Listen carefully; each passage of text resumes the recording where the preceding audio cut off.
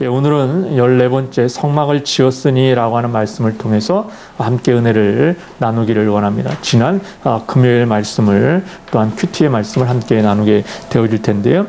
여러분 누가복음 17장에 보면 예수님께서 예루살렘에 들어가시는 장면이 등장을 합니다.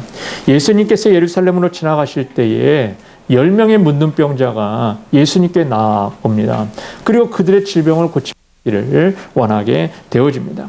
여러분들도 잘 알다시피 당대의 문둥병이라 유대인들에게는 이것은 재앙이었고 이것은 큰 벌의 그런 결과였습니다.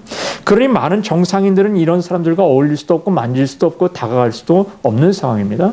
그런데 그들에게 얼마나 절박했던지 이 10명이 예수님께 나와 문둥병을 고침을 받습니다.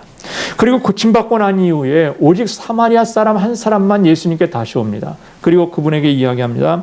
예수님 병 고치셔서 감사합니다. 뭐 이렇게 이야기를 했던 것 같아요. 그랬더니 주님께서 나머지 9은 어디 있느냐. 그 10명이 고침받지 않았느냐. 그런데 9은 어디 있느냐라고 이야기를 하십니다. 그때 그 한 사람을 향해서 이야기하십니다. 그에게 이르시되 일어나 가라. 내 믿음이 너를 구원하였다. 이렇게 이야기하는 장면이 등장을 하세요. 똑같은 질병을 고침받았습니다. 하지만 그 9은 고침받은 것으로 만족을 합니다. 그런데 이 한 사람은 주님께 와 감사합니다. 찬송합니다. 그때 가라. 내 믿음이 너를 구원하였다라고 이야기를 하십니다. 구원까지 그가 은혜를 누리게 되어지는 거죠. 그렇습니다. 다른 사람들은 그냥 돌아갑니다. 오직 사마리아 사람만 감사합니다. 여러분 이것은 제약된 본성을 가진 인간의 현실이 드러나는 사건이 아니겠는가라는 것을 우리가 보게 됩니다. 여러분 죄라고 하는 것은 불평을 낳습니다. 원망을 낳습니다. 탄식과 좌절감을 갖게 됩니다. 그러므로 삶 가운데 감사할 수 없는 일들을 만들어 가게 됩니다. 감사가 없는 사람들은 방탕합니다. 타락한 자의 삶을 살게 됩니다. 그러나 감사는 우리를 깨끗하게 지켜줄 뿐만 아니라 하나님의 말씀에 순종하며 삶을 살아가는 힘의 원천이요 도구가 되어짐을 여러분 기억이 될 줄로 믿습니다. 아담과 하와가 에덴 동산에서 타락할 이유가 무엇이 있겠습니까? 그들에게는 부족한 것이 없습니다. 그들에게는 모든 것이 다 넉넉합니다. 그런데 그들이 에덴의 동산에서 타락합니다. 그리고 범죄하여 에덴 동산에서 쫓겨나게 됩니다. 그 원인이 어디 있던가? 그들에게는 감사가 없었다는 것입니다. 감사를 잃어버렸기 때문 아니겠습니까? 하나님께서 자신들을 위하여 에덴 동산을 만들어 주셨고 마음껏 향유하며 즐겁게 살 수 있게 된 것을 그들이 감사했다면 그들이 마귀의 게임에 넘어갈 수 있었던 거야. 그들이 감사했다면 그들의 환경 가운데 나는 하나님과 같아지기를 원하지 않아. 오직 하나님께서 주신 이 은혜로만으로도 나는 감사해, 기뻐해. 이런 일들이 일어나지를 않았겠는가. 뱀의 유혹에 절대 넘어가지 않았을 것입니다. 전문가들이 말하기를 감사는 인격 형성에 중요한 영향을 미친다라고 이야기합니다. 감사의 인격을 가진 사람은 언제나 성숙하고 주님을 더욱더 닮아간다라고 이야기를 합니다. 왜 그런가 하면 사랑이요, 인내요, 평화요, 기쁨이요, 철저와 같은 모든 덕의 기본이 감사이기 때문이라고 이야기를 합니다. 그리고 감사하는 사람은 점점 더 성숙해진다고 이야기를 합니다. 사랑하는 성도 여러분, 감사는 그의 신앙의 척도가 됨을 여러분 기억이 될 줄로 믿습니다. 봉사와 헌금, 예배 출석, 이것은 신앙생활을 알아갈 수 있는 기본은 될 수는 있습니다. 그런데 더 중요한 것이 무엇인가? 그가 지금 감사의 생활을 하고 있던가? 이거죠. 찬송합니다. 예배합니다. 예배 출석합니다. 봉사하고 헌신을 합니다. 누구라도 이런 것을 다 할 수 있는지도 모르겠습니다. 그런데 더 중요한 건 뭔가? 그의 입술 가운데 감사를 달고 살고 있던가? 이걸 보면 우리는 저 사람은 믿음의 사람이야? 아니야. 이걸 어느 정도 판단할 수가 있다는 이야기죠. 감사할 수 있는 사람이 바로 성숙한 신앙의 사람이고 감사가 바로 성숙의 신앙의 표시임을 우리는 기억을 해야 되죠. 감사는 우리의 신앙을 거룩하게 하고 견고하게 하고 능력 있는 신앙으로 유저시켜 주는 것이 바로 감사임을 여러분 기억을 해야 됩니다. 감사는 우리의 신앙을 계속해서 성장시켜 준다는 사실을 여러분 기억을 해야 되죠. 그래서 부모의 은혜에 감사하는 사람이 효자다, 효부다, 뭐 이렇게 이야기를 합니다. 남편과 아내에게 감사하는 사람이 행복한 가정의 생활을 이끌어가는 부부의 관계 아니겠습니까? 이것이 우리의 삶의 전반에 걸쳐서 적용되는 원리임을 우리는 기억을 해야 될 줄로 믿습니다. 일본의 카피라이터 히스이 고타라고 하는 사람이 고맙습니다, 사랑합니다 라고 이야기하면 그것을 통해서 행복이라고 하는 것이 찾아온다라고 이야기를 합니다. 또 행복하기 때문에 감사한 것이 아니고 감사하기 때문에 행복한 것이다 라고 하는 격언도 우리에게는 있다는 거예요. 그렇습니다. 이처럼 감사는 말하기 시작하면 다시 나에게 그것을 통하여 행복이 오게 되어지는 일들이 일어난다는 거예요. 감사하는 사람은 항상 행복한 사람이 되어지고 감사하지 못하는 사람은 날마다 불행한 성도의 삶을 살 수밖에 없다는 거예요. 사랑하는 성도 여러분, 우리가 감사해야 될 이유가 있습니다. 여러 가지 이유가 있을 수 있겠죠. 그런데 우리는 베풀어 주신 그 은혜에 보답하는 감사의 삶을 살아가는 거죠. 그러므로 감사에는 어떤 대가성이 있든가 그렇지 않습니다. 오늘날 우리가 하나님의 은혜로 말미암아 구원을 받았습니다. 우리의 공로가 아닙니다. 하나님의 은혜로 말미암아 예수님의 한없는 은혜와 사랑으로 말미암아 헌신으로 말미암아 우리가 구원을 받았습니다. 그러니 오늘도 우리는 감사한 자의 삶을 살 수밖에 없는 거죠. 에베소서 2장 8절은 이야기합니다. 너희는 그 은혜에 의하여 믿음으로 말미암아 구원을 받았으니 이것은 너희에게서 난 것이 아니요 하나님의 선물이라. 이렇게 이야기를 해요. 하나님의 선물을 받았다는 거예요. 그게 구원의 은혜라는 거죠. 그러니 감사한 자의 삶을 살아가라는 거죠. 저와 여러분이 우리 주변 가운데 많은 사람들에게 선물을 받습니다. 그럼 제일 먼저 뭐라고 이야기합니까?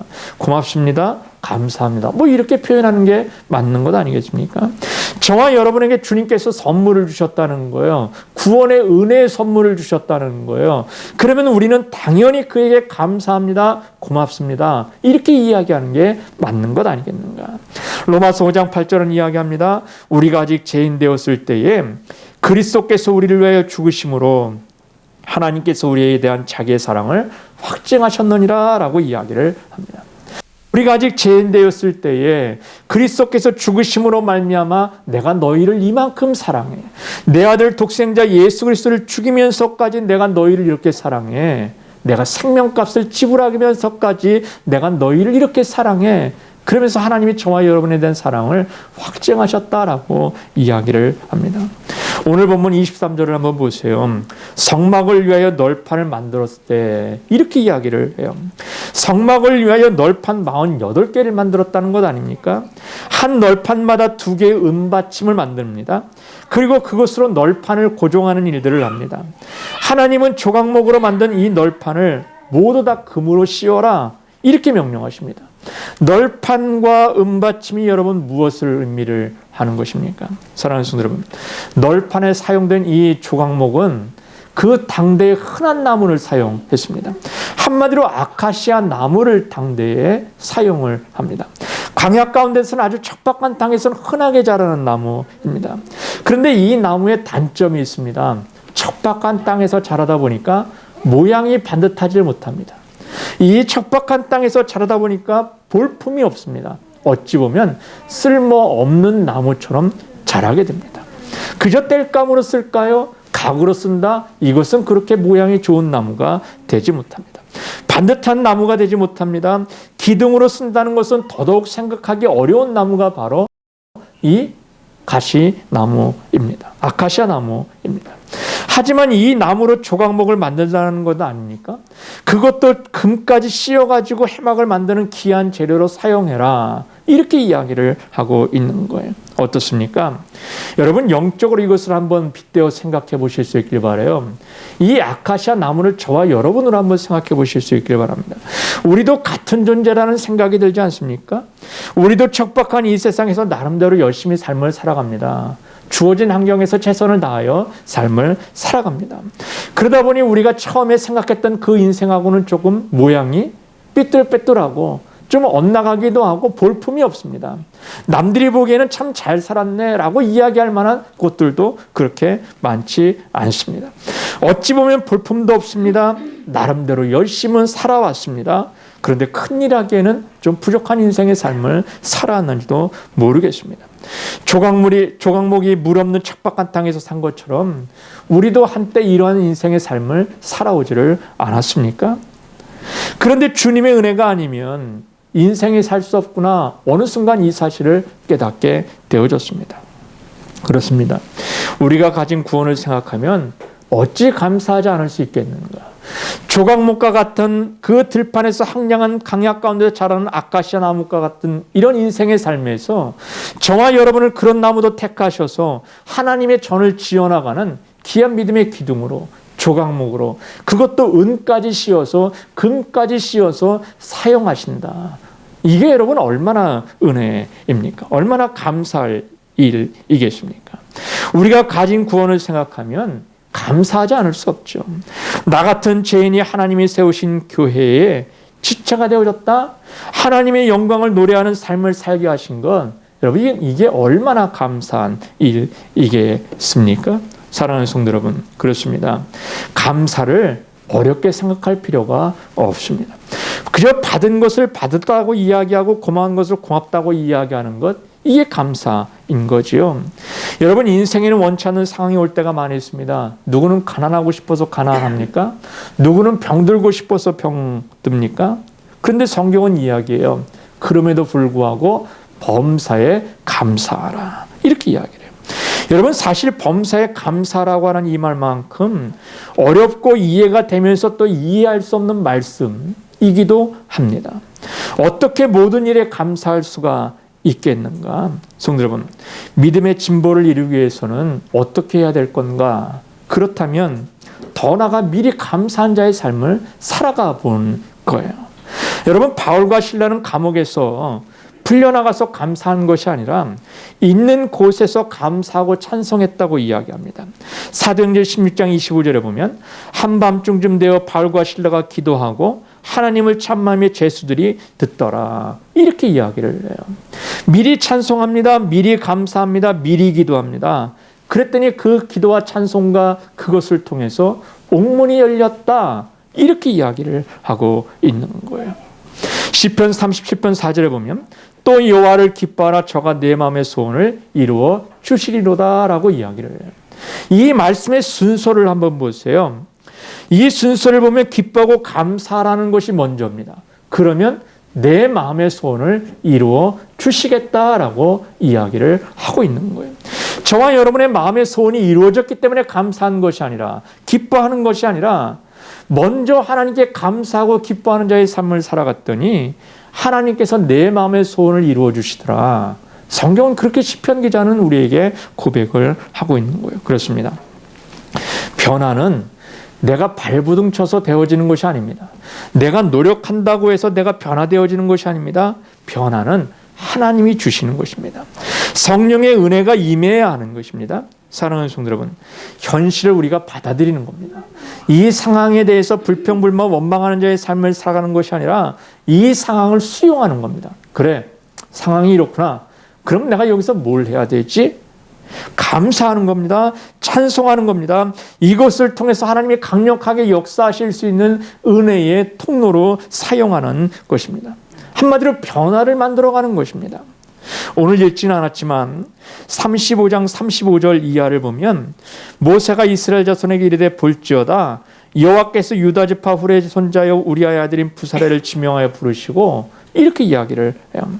하나님은 솜씨 있는 자를 지금 부르고 계세요. 그런데 부사렐과 오홀리압 같은 자들을 지금 부르고 계세요. 청년들의 뉘앙스로 말하면 능력 있는 사람을 지금 부르고 계세요. 소위 금수저와 같은 이들을 지금 부르고 계세요. 그렇다면 이들이 너희들 그러니까 마음대로 일해, 이렇게 이야기를 하시던가요? 200만이 넘는 이스라엘 백성들 중에서 왜 바느질 솜씨가 뛰어난 자들이 왜 없겠습니까? 금세공에 뛰어난 자들이 왜 없겠습니까? 그리고 나무를 조각하는 자들 중에서 뛰어난 자들이 왜 없겠습니까? 많이 있어요. 그런데 성경은 부사렐과 오홀리압이라고 하는 사람의 이름을 딱 지명을 한다는 거죠. 소위 금수저와 같은 이들을 부르십니다. 그리고 그들에게 마음대로 일하라고 맡기셨던가요? 아니요. 36절을 보세요. 하나님의 영을 그에게 충만하게 하여 지혜와 총명과 지식으로 여러 가지 일을 하게 하셨다. 이렇게 이야기를 해요. 그렇습니다. 성령의 능력을 부어주세요. 지혜를 부어주세요. 총명을 부어주세요. 그리고 여러 가지 일을 할 수 있는 능력을 부어주세요. 사랑하는 성도 여러분, 부사렐과 오홀리압이 선택된 이유가 무엇입니까? 소위 능력이 있어서인가요?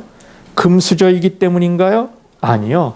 이들의 능력은 오직 하나님의 말씀에 오직 순종할 수 있는 자였기 때문에 그렇습니다.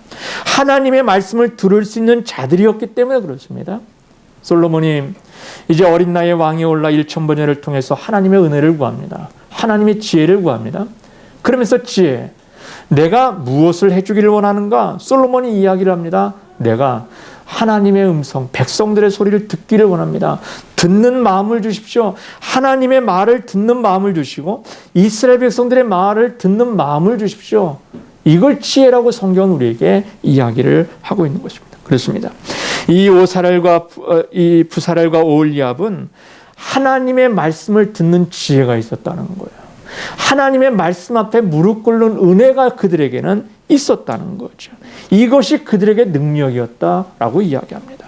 순종의 마음을 가지고 주님이 말씀하신 내용들을 살피면서 실천할 수 있는 순종이 그들에게는 있었다. 이렇게 성경은 우리에게 이야기를 하고 있는 거죠. 사랑하는 성도 여러분, 그렇습니다. 하나님은 순종하는 마음을 가진 사람을 부르십니다. 능력 있는 자를 부르시는 것이 아니라요, 지혜 있는 자를 부르시는 것이 아니라요, 권능을 가진 자를 부르시는 것이 아니라 하나님의 마음을 듣는 자들을 부르셔서 그들을 통하여 구원의 역사를 이루어 가신다는 거예요. 히브리서 11장 8절에 보면 믿음으로 아브라함은 부르심을 받았을 때에 순종하여 장래 유업으로 받을 땅에 나아갈 바를 알지 못하고 나아갔다. 이렇게 이야기해요. 그렇습니다. 아브라함이 왜 믿음의 조상이 될 수 있었을까? 그것은 오직 순종입니다. 갈 바를 알지 못했다고 이야기합니다. 오직 말씀 붙들고 갑니다. 내가 어디로 가야 됩니까? 그냥 갈 바를 알지 못하지만 내가 내게 지시할 땅으로 가. 어디입니까? 그냥 내가 너에게 지시할 거야. 그런데 이 아브라함은 그 말씀 붙들고 집을 떠납니다. 길을 떠납니다. 그것을 주님은 보시고 내가 너로 하여금 믿음의 조상 만들어주지라고 이야기합니다. 사랑하는 성도 여러분, 그렇습니다. 주님의 이름으로 우리가 기억해야 될 것은 당신의 말씀에 자원하여 순종하는 이들에게 성령의 지혜를 주시고 능력을 부어주시고 선한 열매를 맺게 하시는 분이 오직 여호와 하나님이심을 여러분 기억해야 될 줄로 믿습니다. 그러니 우리가 주님으로 기뻐해야 되죠. 주님으로 감사해야 되죠. 구원으로 감격하는 자의 삶을 살아가야 하죠.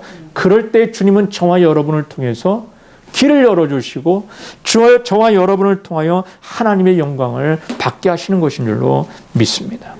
오늘 또한 본문에 나오는 장막의 덮개를 한번 보세요. 숫살의 가죽은 당대에는 아주 평범한 것이었습니다. 그저 외부에서 보면 백성들이 거하는 천막이나 하나님이 거하시는 천막이나 별 차이가 없습니다. 거기에 구름 기둥이 있으니까, 불 기둥이 있으니까 하나님이 거하시나 보다 이렇게는 알 수는 있지만 그것마저 없다면 서민들의 천막이나 하나님이 거하시는 천막이나 별 차이가 없습니다.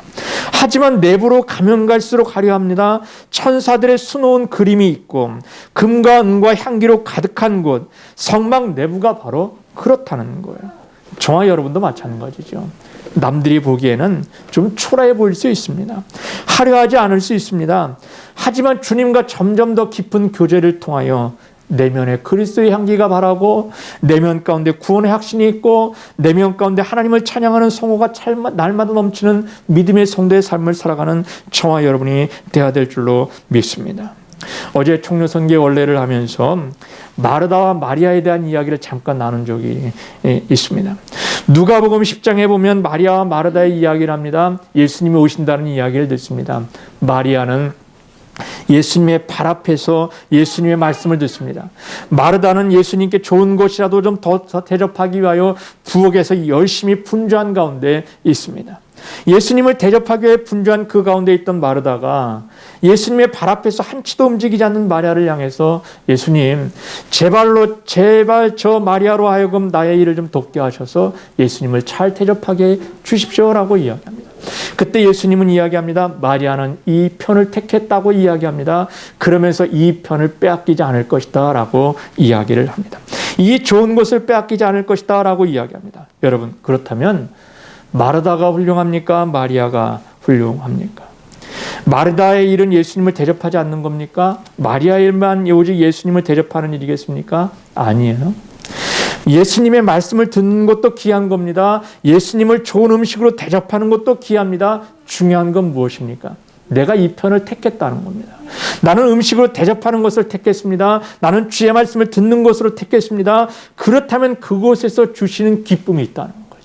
그곳에서 주님이 주시는 은혜가 있다는 거죠. 그 은혜를 빼앗기지 않는 게 중요하다는 거예요. 여러분, 음식을 대접하는 거 귀해요. 그렇다면 대접함으로 누릴 수 있는 기쁨이 은혜가 있죠. 은혜가 있죠. 기쁨이 있죠. 이걸 빼앗기지 말라고 이야기를 하는 거예요. 말씀을 들음으로 말미암아 기쁨을 또한 누리기도 합니다. 그렇다면 그 말씀을 누리면서 누리는 그 기쁨을 빼앗기지를 말라는 거예요. 여러분이 주님 말씀을 헌신하면서 헌신할 때에 누리는 그 기쁨을 빼앗기지 말라는 거죠. 성도 여러분, 그렇습니다. 믿음의 사람은 그렇습니다. 내가 무엇을 하든지 주의 말씀을 묵상하든지 찬송하든지 기도하든지 예배하든지 주님이 주신 그 은혜의 삶을 빼앗기지 않는 저와 여러분의 삶. 그래야 저와 여러분과 교제하면 교제할수록 천상의 노래가 있고 찬양이 있고 기쁨이 넘치는 은혜의 삶들을 살아가실 수 있기를 주님의 이름으로 축원합니다. 교회도 마찬가지입니다. 하나님의 온전하신 뜻에 순종하는 교회를 세울 때에 지혜를 주십니다. 능력을 주셔서 축복의 통로, 요셉과 같은 은혜의 통로로 사용하십니다. 겉모습만 화려하고 정작 하나님의 뜻대로 무관심한 교회가 얼마나 많이 있던가. 성도들 개개인이 깨어 기도하고 거룩하고 날마다 의로운 삶을 살아가는 믿음의 교회들이 이 땅 가운데 얼마나 많이 있어야 하겠는가. 사랑하는 성도 여러분, 오늘 우리가 하나님의 은혜 가운데 거하는 귀한 기쁨의 삶을 살아가는 저와 여러분이 되시기를 주님의 이름으로 축원합니다. 오늘 또한 두 번째로 살필 것은 뭔가 하면 오늘 본문에 가장 많이 등장하는 단어가 있습니다. 그게 바로 뭔가 하면 연결이라고 하는 단어입니다. 사랑하는 성도는 성막을 건축하는 일에 수많은 직업과 정교한 솜씨가 동원되는 일 아닙니까? 그래서 하나님은 일꾼을 부르시되 각 사람에게 서로 다른 기술을 주셨다는 거예요. 서로 다른 지혜를 주셨다는 거예요. 공장에서 물건을 찍어내듯 하라는 일이 절대 아닙니다. 하나님의 일은 서로 다른 지혜를 가진 자들이, 서로 다른 능력을 가진 자들이 모여서 연합하여 합력하여 하나님의 선을 이루어가는 일임을 기억을 하라는 거죠. 하나님은 당신의 사역을 위하여 부름받은 자들이 연합하기를 원하세요. 하나 되는 것으로 성막을 이루어가기를 원하세요. 그래서 하나님은 당신의 백성에게도 온전한 연합을 하게 하라, 합력을 하게 하라 라고 말씀하시는 거죠. 지난주에 본문의 말씀 묵상하는 중에 우리 성도들 중에 기도하는 많은 분들이 있습니다. 기도를 정말 많이 하시는 분도 계십니다. 또한 그렇지 못하신 분들도 있습니다. 또 말씀을 많이 보시는 분들도 있습니다. 또 그렇지 못하신 분들도 있을 수 있습니다. 한마디로 기도가 필요한 분들도 있습니다. 기도가 넘치는 분들도 있습니다. 그렇다면 하나님의 은혜가 넘치는 기쁨의 교회가 되기 위하여 어떻게 해야 될까? 묵상하는 중에 기도가 흘러가야겠구나. 하나님의 은혜가 흘러가야겠구나. 물은 높은 데서 낮은 데로 흘러 모든 것들을 수평하게 만들지 않던가. 그렇다면 기도가 흘러 부족한 곳으로 높은 곳에서 낮은 곳으로 하나님의 은혜도 마찬가지로 흘러야 되지 않겠나. 그렇다면 이를 위해 이제 우리 기도하는 것을, 나를 위해 기도하는 것을 뒤로 하고 남을 위해 기도해주는 일들을 해야겠구나. 영적으로 서로 연결의 고리가 필요하겠구나 라는 생각이 되어졌습니다. 그렇다면 주님, 무엇을 해야 될까요? 기도 단짝 운동을 해라. 서로 중보해주는 기도 운동을 벌여봐라. 사랑하는 성도 여러분, 기도가, 은혜가, 감사가 기쁨의 교회에 흘러넘치실 수 있기를 주님의 이름으로 축원합니다. 나의 기도는 부지런하는지도 모르겠습니다. 나의 말씀 묵상은 부지런할런지도 모르겠습니다. 그런데 어찌 보면 또 기도는 충분하지만 감사가 충분치 못할 때도 있을 수 있겠죠. 또한 은혜가 충분하지 못할 수도 있을 수 있습니다. 하지만 우리가 기도하면 기도가 흘러서 모든 성도가 기도가 넘치고, 또한 은혜가 모든 성도들에게 흘러가면 은혜가 넘치고, 또한 감사가 흘러가면 감사가 흘러 넘치는 귀한 믿음의 교회가 될 줄로 믿습니다. 이를 위하여 우리는 함께 기도하는 일에, 감사하는 일에, 기뻐하는 일에 동참해야 될 줄로 믿습니다. 홈페이지에 정기수 목사님이라고 하시는 분이 총회 홈페이지에 올리신 글을 잠깐 소개하려고 합니다. 아버지께서 손을 다치셨다. 다친 손을 보면서 몸된 교회 지체를 생각하게 하신다. 건강할 땐 손이 얼마나 중요한지, 얼마나 많은 일을 하는지 생각해보지 않았다. 막상 다쳐서 아무 일도 할 수 없으나 참으로 손이 중요한 것을 새삼 실감하게 된다. 손은 손 자신을 위하여 아무 일도 하지 않는다. 손은 다른 지체를 위하여 일하고 머리를 위하여 일을 한다. 자신을 돌아보지 않고 몸을 위하여 평생 수고하는 것이 지체들이다. 손은 머리를 만져주고 닦아주고 음식을 먹여주고, 다른 지체가 아프면 얼른 가서 만져준다. 그런데 한 손이 다른 한 손을 지적하며 나무라고 당하는 손도 손질 수가 없어서 서로 혈기를 부리니 결국 다치는 것은 몸이다. 손은 그저 손일 뿐이다. 손은 머리에게 대항해서는 안 된다. 무슨 유익이 있든지 없든지 순종하여만 한다. 손은 명예도 부귀도 욕심내면 안 된다. 머리가 명령할 때마다 순종하며 살다 보면 몸이 복과 은혜를 누릴 때 모든 지체가 함께 복을 누리게 되어진다. 어느 날 머리는 왼손에게 못을 지어라 하고 망치질을 하였다. 굵은 망치로 탁탁 칠 때마다 공포와 두려움에 떨고 있었다. 못을 잡은 손이 심하게 떨고 있으니 망치로 손을 찧었다. 손은 예수님의 손처럼 손바닥에 못이 박혔다.